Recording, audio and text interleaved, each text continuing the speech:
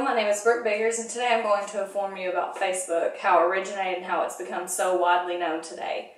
If I were to ask you if you had a Facebook, majority of you would say yeah. If I were to ask how many of you accidentally went to Facebook instead of the original URL you were going to go to, you would probably say yes. Facebook originally was created for Harvard students, strictly just for Harvard students, and now it's become the most widely used social networking site in the world. Today I'm going to tell you how Facebook got originated, how it rapidly grew, and some of the negatives to Facebook and how it can sometimes be dangerous. First, let's talk about how Facebook got started. Facebook was created in 2003 by Mark Zuckerberg from Harvard University. Originally, it was called FaceMash, which was a hot or not website, and it just showed pictures of different students around campus, and you would either say if they were hot or if they were not. In 2004, the Facebook was the new name, but still only for Harvard students. Within 24 hours, they had 1,200 to 1,500 registrants. Then the Facebook expanded to Stanford, Columbia, and Yale. Continued to all the Ivy League and Boston area schools, and then eventually to most universities in the US and Canada. In June 2005, the company dropped "the" from their name and bought Facebook.com for $200,000. In September 2005, Facebook launched a high school version, but it required an invite to join. On September 26, 2006, Facebook opened for everyone 13 and over with a valid email address. So from 2003 to 2006, Facebook went from a hot or not website for Harvard students to what it is today. Now let's see how it rapidly grew. In 2006, when Facebook opened to the public, the website had 12 million active users. March 2007, Facebook had over 2 million users in Canada and 1 million in UK. In 2008, Facebook had reached over 100 million users, and today there are over 6 million users all over the world.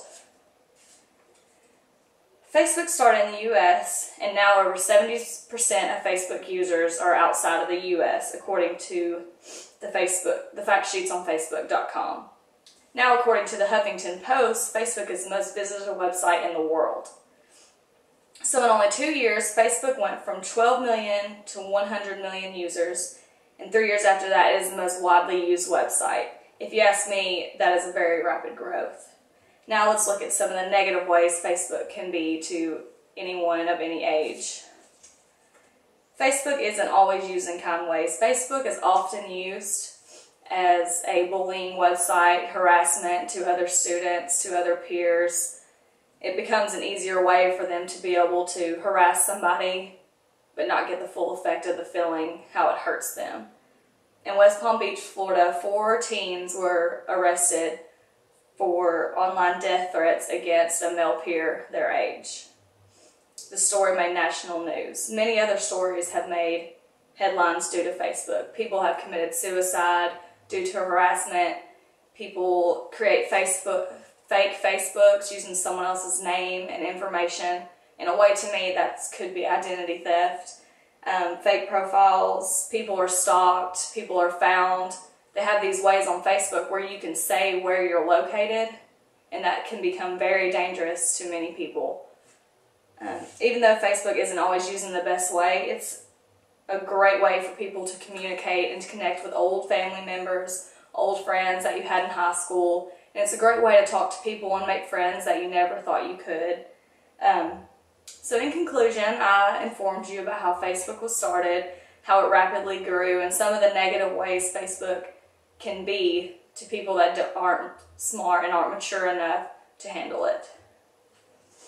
I'm also going to show you, this was the old Facebook page when it came out in 2003, and today it has grown to be this. And that's how Facebook was created, and it'll rapidly grow more and more. And that's it.